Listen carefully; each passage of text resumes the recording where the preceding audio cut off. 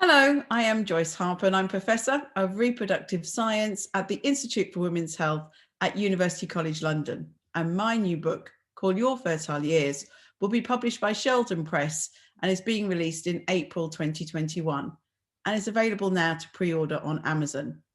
Each week, I'm writing a blog and doing a short video to cover each chapter of the book. And this video is about Chapter 8. Is egg freezing the answer to age-related fertility decline?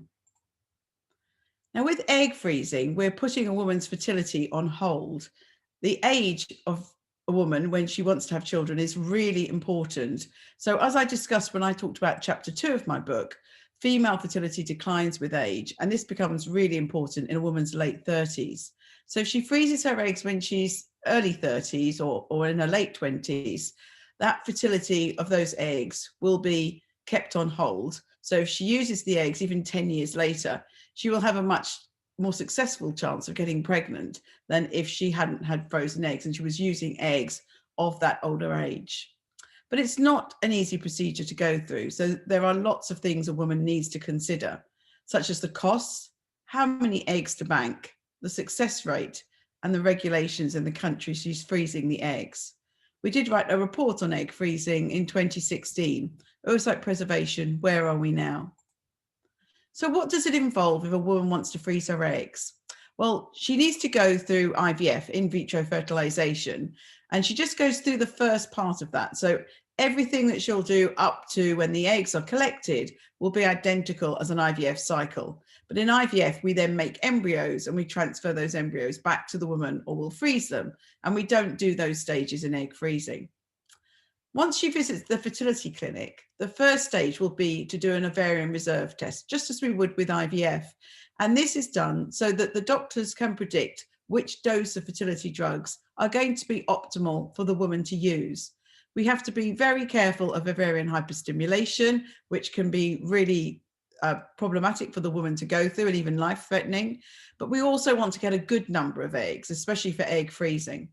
So she's given drugs to stimulate the production of the eggs, and the dose is decided from the results of the ovarian reserve test. And every woman is very individual. So when she's given the drugs, the IVF clinic will need to monitor her response to those drugs. And this is done by ultrasound and maybe some blood tests to check for things like estrogen. When the eggs are ready, she will then be ready for the egg collection. And this is when they're fully mature and of the follicles that contain the eggs are of the right size. During the egg collection, the doctors will use an ultrasound probe in the vagina, which will have a needle attached to it, and they will aspirate the follicles, which will contain the eggs. And this is normally a day case under light sedation. After the egg collection, the eggs are taken to the IVF laboratory, and the mature, good quality eggs will be frozen using special cryoprotectants, which protect the eggs during the freezing process. And then they can remain in the freezer until the woman's ready to use them.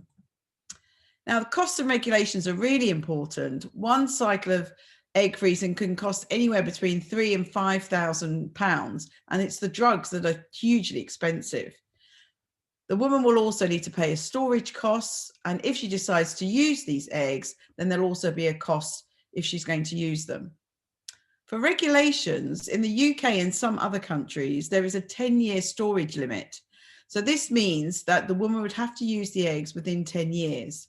We are trying to get this rule overturned in the UK because it's really important that the woman has her eggs frozen sooner rather than later if this is something she's considering. So we don't want her to wait till she's 35 because she thinks she might need to use them when she's in her 40s. It's much better to freeze the eggs when she's younger. How many eggs to bank and the success of egg freezing are both really important questions that unfortunately we don't have the answers to. We know that the quality and quantity of the eggs decline with age, and I discussed this in more detail when I talked about Chapter 2. So what we do know is that 20 eggs from a 30-year-old compared to 20 eggs from a 40-year-old will not be the same quality, and we can't just look at them and know which or how many viable eggs a woman will have either at age 30 or at age 40. So quantity is relatively important, but as I've said, depending on the woman's age, the quality of those eggs will really be important as well. And if we look at these two graphs at the bottom, these are data from the Human Fertilization and Embryology Authority. And these are for patients going through routine IVF. And we have here the first graph on the left is the birth rate per embryo transferred when the patient's used her own eggs.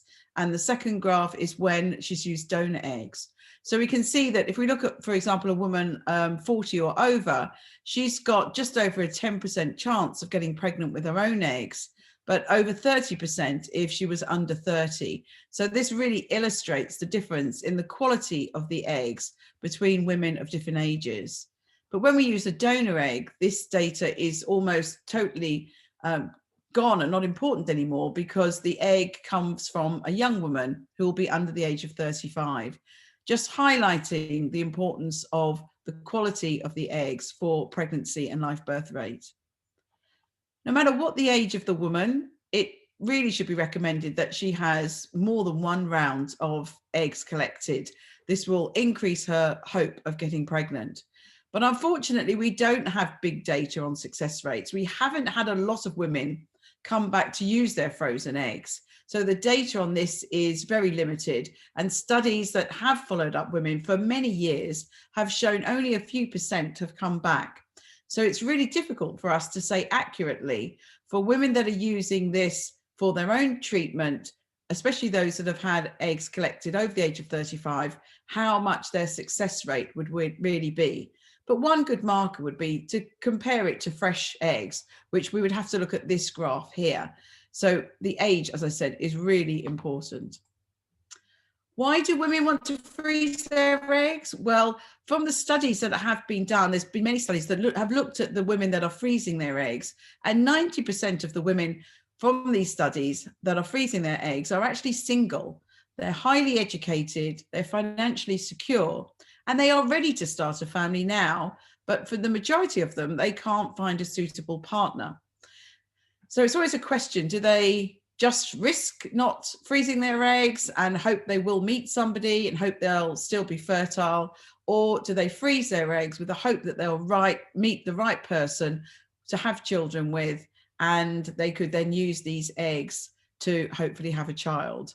And I think one of the reasons why many of the women have not come back to use their frozen eggs is because they haven't found that partner in the time that they've had their eggs frozen.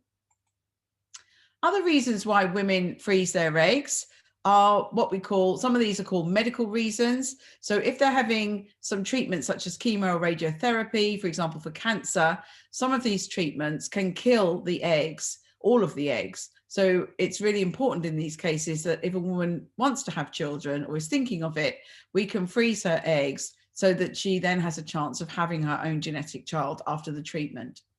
There are also some conditions such as Turner syndrome, which is where a woman only has one X chromosome, and also endometriosis, where these are medical reasons for wanting to freeze the eggs. Both of these conditions affect the egg quantity and quality. If someone's undergoing gender reassignment, they may wish to freeze their eggs if they are thinking of having children in the future. And in some cases, couples going through IVF, they may find that there's no sperm available on the day of the IVF if there's something wrong with the male partner or something happens.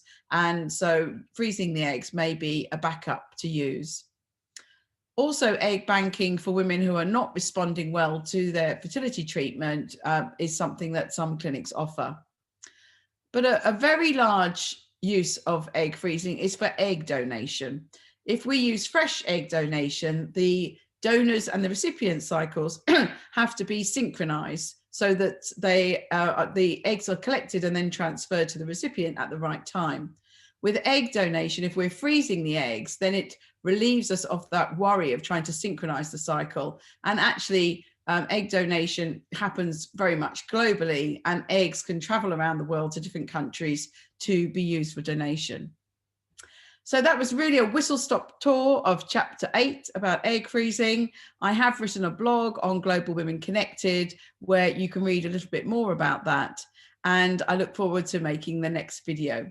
Thank you very much.